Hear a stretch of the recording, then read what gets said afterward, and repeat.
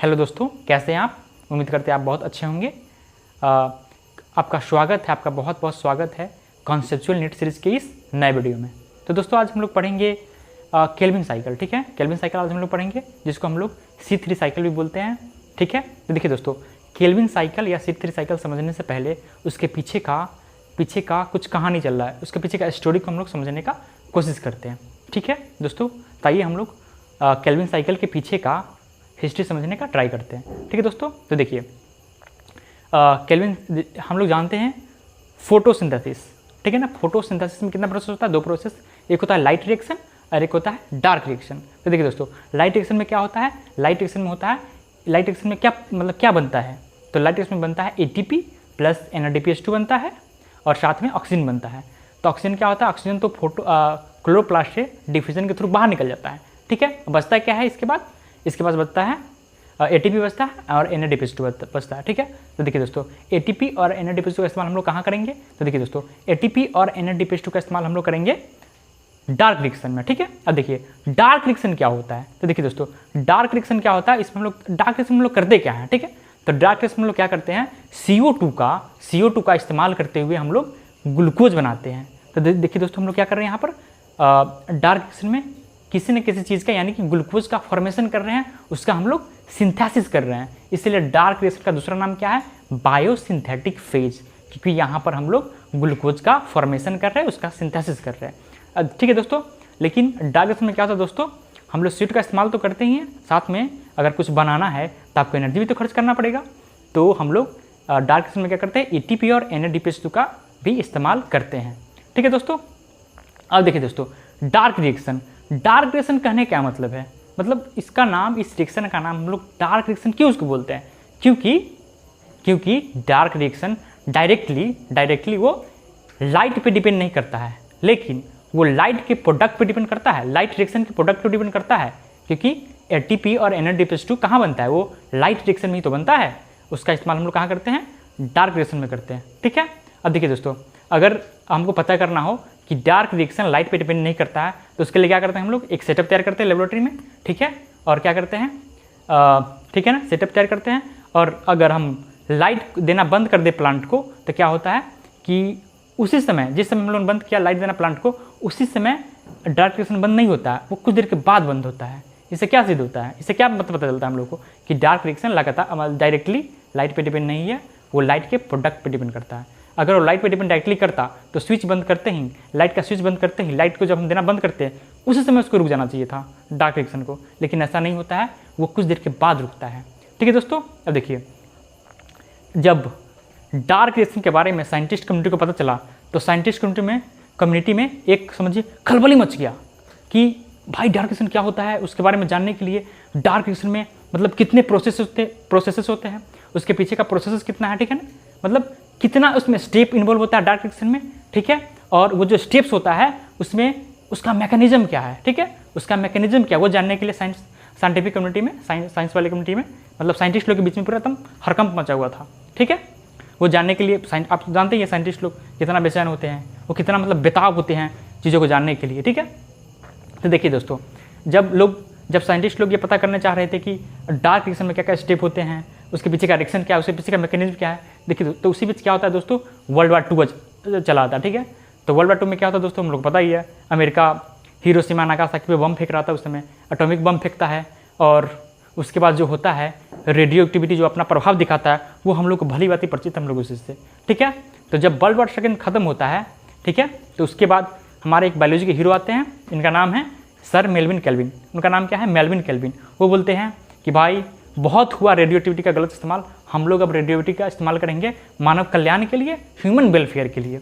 ठीक है, तो वो क्या करते हैं मेल्विन केल्विन, वो रेडियो आइसोटोप का इस्तेमाल करते हुए, C14 का इस्तेमाल करते हुए ये पता लगाते हैं कि डार्क रिएक्शन का जो फर्स्ट प्रोडक्ट है, यानी कि मतलब CO2 को एक्सेप्ट करने के बाद जब डार्क रिएक्शन में फर्स्ट स्टेप बनता है, ठीक है ना, उसमें कितना कार्बन होता है और उस कंपाउंड का नाम क्या है। तो पता लगाते हैं आइसोटोप का इस्तेमाल करते हुए कि जो डार्क रिएक्शन में पहला प्रोडक्ट बनता है ना, उसका वो 3 कार्बन का एक एसिड होता है, जिसका नाम क्या है?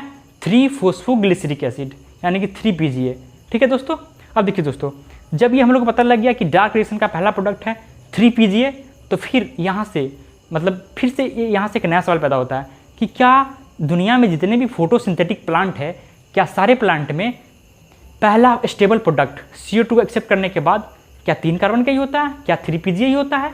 ठीक है दोस्तों, तो इसको जानने के लिए हमारे पास क्या है, साइंटिस्ट लोग के पास एक ही मतलब उनके पास एक ही चॉइस था कि क्या करे, मतलब दुनिया से सारे प्लांट, बहुत सारे प्लांट को लाए, मतलब लार्ज वैरायटी ऑफ प्लांट को लाए, बहुत मतलब ज़्यादा संख्या प्लांट को लाए और लेबोरेटरी में जा करके वो चेक करे, वो पता करे कि क्या सारे प्लांट में पहला स्टेबल प्रोडक्ट C3ACD बन रहा है या फिर कुछ और भी बन रहा है। तो देखिए दोस्तों, जब साइंटिस्ट लोगों ने एक्सपेरिमेंट किया बहुत सारे वैरायटी ऑफ प्लांट पे, ठीक है, तो उनको पता चला नहीं, कुछ प्लांट ऐसे भी हैं, कुछ प्लांट का ग्रुप ऐसे भी हैं जहाँ पर पहला प्रोडक्ट CO2 का इस्तेमाल करते हुए, CO2 का एसिमिलेशन करते हुए पहला प्रोडक्ट जो बनता है स्टेबल प्रोडक्ट, उसमें 4 कार्बन का एसिड बनता है, जिसका नाम क्या है, ऑक्जेलो एसिटिक एसिड।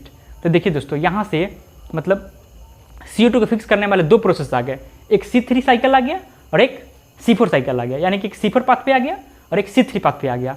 ठीक है दोस्तों, जिसमें क्या होता है, हम लोग CO2 को इस 2 तरीके से इस्तेमाल कर सकते हैं, 2 तरीके से CO2 को फिक्स कर सकते हैं, ठीक है ना, ठीक है, 2 तरीके से हम लोग ग्लूकोज बना सकते हैं। ठीक है दोस्तों, अब देखिए दोस्तों, हम लोग देखते हैं C3 और C4 प्लांट में अंतर क्या है, यानी कि C3 पाथवे और C4 पाथवे में अंतर क्या है। देखिए दोस्तों, ये हो गया CO2 को अगर एसिमिलेट करना है, इसको यूज करना है, CO2 एसिमिलेशन,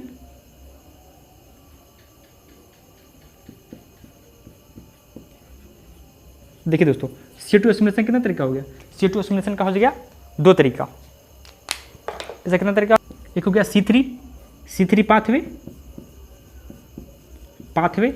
एक हो गया C4 पाथवे। ठीक है दोस्तों, अब देखिए C3 और C4 में मतलब क्या डिफरेंस है वो हम लोग देखना चाहते हैं। तो हम लोग को पता ही है C3 में क्या होगा, पहला स्टेबल प्रोडक्ट क्या बनेगा, 3 कार्बन का एसिड बनेगा, ठीक है ना, 3 PGA 3 फॉस्फोग्लिसरिक एसिड। अच्छा, और C4 में क्या बनेगा, 4 कार्बन का एसिड बनेगा, ऑक्जेलो एसिटिक एसिड। यानी कि इसमें पहला प्रोडक्ट क्या बनता है, C3 में पहला स्टेबल प्रोडक्ट बनता है 3 PGA, और C4 में क्या बनता है, पहला stable product ऑक्जेलो acetic acid, OAA। ठीक है ना, ये होता है 3 कार्बन का, ये होता है ऑक्जेलो एसिटिक एसिड 4 कार्बन का। देखिए दोस्तों, दूसरा इसमें सबसे ज़्यादा अंतर, सबसे मतलब इंपॉर्टेंट डिफरेंस क्या है दोस्तों, कि ये जो C4 पाथवे है ना, जो C4 प्लांट होता है ना, वो बहुत ही एफिशिएंट होता है, मतलब वो बहुत अच्छे तरीके से CO2 को क्या करता है, फिक्स करता है, CO2 का इस्तेमाल करके वो ग्लूकोज बनाता है। ठीक है ना, मतलब वो एफिशिएंटली बहुत अच्छे से काम करता है। लेकिन जो C3 प्लांट आपका है, C4 पाथवे प्लांट है, वो उतना अच्छे से CO2 को यूज नहीं कर पाता है, एसिमिलेट नहीं करता है। ठीक है, वो कुछ CO2 को क्या करता है, बर्बाद कर देता है। ठीक है, तो क्या है, ये जो C4 पाथवे है वो समझिए बहुत ही एफिशिएंट है। ठीक है, C3 की तुलना में। देखिए दोस्तों, अगर ये एफिशिएंट है C4 पाथवे, तो क्या होगा, ये बहुत खर्चीला होगा। ठीक है ना, उसमें ATP ज़्यादा लग रहा होगा C4 पाथवे में। ठीक है, तो देखिए दोस्तों, हम लोग देखते हैं कितना ATP C4 पाथवे में एक्स्ट्रा लगता है C3 प्लांट की तुलना में। ठीक है, तो देखिए दोस्तों, अगर आप बोलेंगे C3 और C4 को, प्लांट दोनों को बोलेंगे अगर कि तुम एक ग्लूकोज मोलिक्यूल बनाओ, ठीक है ना, एक ग्लूकोज मोलिक्यूल मेरे को बना के दो, और फिर पूछिएगा आप कि C4 प्लांट से पूछिएगा आप, अगर आप कि बताओ ये एक ग्लूकोज मोलिक्यूल बनाने के लिए तुमको मैं कितना ATP दूँ। ठीक है दोस्तों, तो ये बोलता है, तो डायरेक्ट आपको नहीं बताएगा, C4 प्लांट आपको नहीं बताएगा, बोलेगा पहले बताओ C3 प्लांट तुमसे कितना मांग रहा है।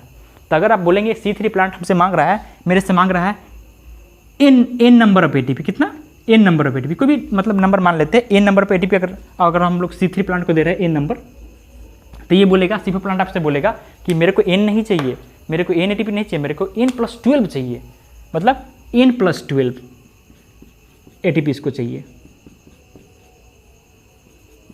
आपको समझ में आ रहा है, n+12 करने का मतलब क्या है कि अगर C3 प्लांट आपसे मांगेगा 10 ATP, तो C4 प्लांट को कितना चाहिए, 10 + 12 यानी कि 22 ATP चाहिए। अगर इसको चाहिए एक ग्लूकोज मोलिक्यूल बनाने के लिए C3 प्लांट को अगर चाहिए 38 ATP, तो यानी कि C4 प्लांट को कितना चाहिए, 38 + 12 यानी कि 50 ATP चाहिए। यानी कि ये थोड़ा सा महंगा प्रोसेस है। ठीक है, क्योंकि ये बहुत एफिशिएंट है इसलिए। अब देखिए दोस्तों, अब हम लोग पढ़ना चालू करेंगे कैल्विन साइकिल, यानी कि C3 साइकिल। ठीक है दोस्तों, तो देखिए C3 साइकिल, जैसा कि C3 पाथवे, देखिए ये C3 पाथवे जैसा कि नाम से ये क्या है, नाम से ही क्लियर है। C3 पाथवे कहने का मतलब है कि इसमें पहला जो प्रोडक्ट होगा, पहला जो स्टेबल प्रोडक्ट होगा CO2 को लेने के बाद वो 3 कार्बन का एसिड होगा, 3 कार्बन का प्रोडक्ट होगा। ठीक है दोस्त। अब देखिए दोस्त, इसको केल्विन साइकिल हम लोग क्यों बोलते हैं? केल्विन साइकिल इसको इसलिए हम लोग बोलते हैं क्योंकि मेल्विन केल्विन साहब थे ना, मेल्विन केल्विन जो साइंटिस्ट थे, उन्होंने पूरा डार्क रिएक्शन पे मतलब कि बहुत अच्छे से स्टडी किया था, पूरा स्टडी किया था, इसलिए उनके सम्मान में हम लोग C3 पाथवे को हम लोग केल्विन पाथवे हम लोगों ने केल्विन पाथवे को कह दिया। ठीक है ना, उसका केल्विन पाथवे नाम रख दिया। तो देखिए दोस्तों, केल्विन साइकिल या फिर C3 पाथवे इसको किसने दिया था? ये मेल्विन केल्विन साहब दिए थे। किस पे मतलब फिर उन्होंने ये सवाल आता कि वो किस पे एक्सपेरिमेंट किए थे मेल्विन साहब जो और इस प्रोसेस को बताया, तो वो किए थे एक ग्रीन एल्गी पर उन्होंने एक्सपेरिमेंट किया था, जिसका नाम क्या है? क्लोरेला। ठीक है दोस्तों। अब देखिए केल्विन साइकिल, तो केल्विन साइकिल में सवाल उठेगा हम लोग क्यों करते हैं केल्विन साइकिल? तो देखिए केल्विन साइकिल क्यों करते हैं? क्योंकि ग्लूकोज हम लोग को बनाना है, ग्लूकोज प्रोडक्शन के लिए। ठीक है। अब देखिए दोस्तों, केल्विन साइकिल फिर अगला सवाल पूछिए, आप सवाल पूछिए कि कहाँ होता है केल्विन साइकिल? तो देखिए केल्विन साइकिल कहाँ होगा? केल्विन साइकिल कहाँ होगा? ये होगा स्ट्रोमा क्लोरोप्लास्ट, यानी क्लोरोप्लास्ट के स्ट्रोमा में होगा।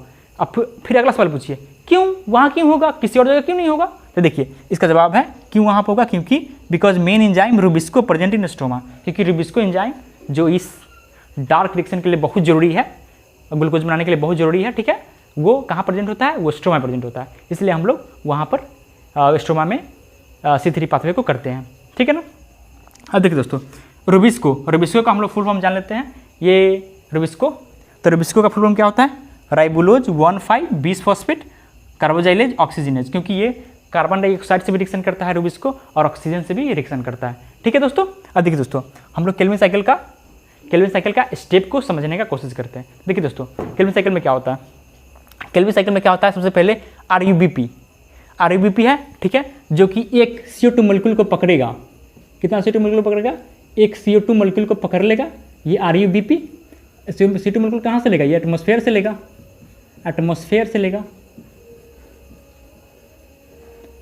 लेगा। CO2 मॉलिक्यूल CO2 को लेगा RUBP, जो कि कितने कार्बन का है? 5 कार्बन का RUBP है। ठीक है ना, इसका नाम क्या है?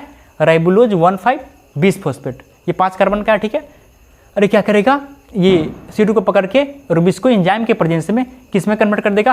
3-फॉस्फोग्लिसरिक एसिड, 3 कार्बन वाले एसिड में वो कन्वर्ट कर देगा। ठीक है दोस्तों, इस प्रोसेस को क्या बोलेंगे? क्योंकि ये CO2 को पकड़ा है, CO2 को अगर पकड़ा है RUBP, तो इसको बोलेंगे कार्बोजाइलेशन, क्योंकि इसने CO2 को पकड़ा है, फिक्स किया है, इसलिए इसको क्या बोलेंगे? कार्बोजाइलेशन। ठीक है दोस्तों। देखिए पहला प्रोसेस कार्बोजाइलेशन अभी बन गया 3-फॉस्फोग्लिसरिक एसिड, जो कि 3 कार्बन का है। अब दोस्तों क्या होगा कि ये 3-फॉस्फोग्लिसरिक एसिड पर ATP एक्ट करेगा, और ये ATP अपना एक फॉस्फोरस 3-फॉस्फोग्लिसरिक एसिड को दे देगा।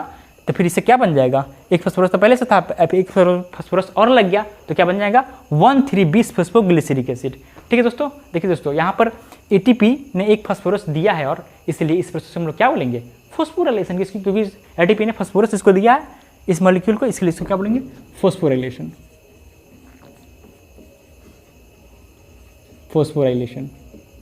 ठीक है दोस्तों। अब देखिए अगला प्रोसेस में क्या होगा? इसमें क्या होगा आगे? 1,3-20-फॉस्फोग्लिसरिक एसिड, जो कि 3 कार्बन का है। ठीक है ना, 3 कार्बन का है। देखिए दोस्तों, यहाँ एक और जाने वाली बात है कि RUBP कितने कार्बन का होता है? RUBP होता है आपको 5 कार्बन का, और 1 कार्बन और CO2 आ गया तो पूरा 6 कार्बन हो गया। लेकिन यहाँ पर बन रहा है 3 कार्बन का ही प्रोडक्ट बन रहा है, इसलिए यहाँ पर कितना प्रोडक्ट बन जाएगा? 2 प्रोडक्ट बन जाएगा। ठीक है, यहाँ पर कितना प्रोडक्ट बन जाएगा? 2 प्रोडक्ट बन जाएगा। ठीक है, अगर 2 प्रोडक्ट में अगर यहाँ पर 2 है तो आगे भी 2 ही होगा, तो यानी कि आपको 2 ATP का इस्तेमाल करना पड़ेगा। ठीक है दोस्तों। अब देखिए आगे 1,3-20-फॉस्फोग्लिसरिक एसिड पर अब कौन काम करता है? ये NADPH2 करता है। ठीक है ना। अब देखिए NADPH2 क्या करेगा? ये खुद का क्या कर रहा है? खुद का ये ऑक्सीडेशन कर रहा है, तो सामने वाला क्या करेगा? सामने वाला को रिड्यूस कर देगा। देखिए अगर ये एसिड है तो रिड्यूस हुआ किस में कन्वर्ट हो जाएगा? ये अल्डिहाइड में कन्वर्ट हो जाएगा। ठीक है, ये किस में कन्वर्ट हो जाएगा? अल्डिहाइड में कन्वर्ट हो जाएगा। यहाँ पर 1,3-20-फॉस्फोग्लिसरिक एसिड है 3 कार्बन का, तो यहाँ पे भी 3 कार्बन का ही कंपाउंड बनेगा, लेकिन इसका नाम क्या है? 3-फॉस्फोग्लिसरल्डिहाइड, जिसको एनसीईआरटी लिखता है, क्या लिखता है? Triose phosphate. ठीक है दोस्तों, तो ये भी कितना मोलेक्युल बनेगा? ये भी 2 मोलेक्युल बनेगा। और यहाँ पे कितना इस्तेमाल करेंगे हम लोग? NADPH2, यहाँ भी 2 NADPH2 इस्तेमाल करेंगे। देखिए दोस्तों, यहाँ पे क्या किया? ये NADPH2 क्या किया? इसको रिड्यूस कर दिया है, इसलिए इस प्रोसेस क्या बोलेंगे हम लोग? रिडक्शन बोलेंगे। तो दूसरा प्रोसेस हो गया रिडक्शन का। ठीक है दोस्तों। अब देखिए अब क्या होगा? ये जो 3-फॉस्फोग्लिसरल्डिहाइड है, ट्राइओज फॉस्फेट जो है वो आगे किस में कन्वर्ट हो जाता है, ग्लूकोज में कन्वर्ट हो जाता है, और ये डाइमराइज ग्लूकोज मिलकर क्या बनेगा, सुक्रोज बना लेगा, ताकि ये ट्रांसलोकेट कर पाए, एक जगह से दूसरी जगह जा पाए। ठीक है, उसके बाद क्या होगा, ये पॉलीमराइज करके स्टार्च बना लेगा, स्टार्च को स्टोर कर लेता है प्लांट। ठीक है दोस्तों। अब देखिए दोस्तों, इस साइकिल को अगर कंटिन्यू हम लोग करना है तो हम लोग को फिर पहला जो प्रोडक्ट है, जो पहला जो सबस्ट्रेट है RUBP, वो भी बनाना पड़ेगा ना। तो देखिए दोस्तों, हम लोग क्या करते हैं, इस 3-फॉस्फोग्लिसरॉल डिहाइड को अगर हम लोग क्या करेंगे, एक ATP दे देंगे ना, एक ATP दे देंगे, तो फिर से रिजेनरेट किसको रिजेनरेट कर देगा, RUBP को कर देगा। ठीक है ना, क्या करेगा, RUBP को रिजेनरेट कर देगा। तो देखिए दोस्तों, इस पूरा प्रोसेस में देखिए ATP कितना इस्तेमाल हुआ है, तो यहाँ पे एक 2 ATP इस्तेमाल हुआ है और यहाँ पे एक 3 ATP इस्तेमाल हुआ है। ठीक है दोस्तों, कितना ATP इस्तेमाल हुआ है, एक स्टेट को फिक्स करने में ATP 3 इस्तेमाल हुआ है। ठीक है, और NADPH2 कितना इस्तेमाल हुआ है, ये 2 इस्तेमाल हुआ है।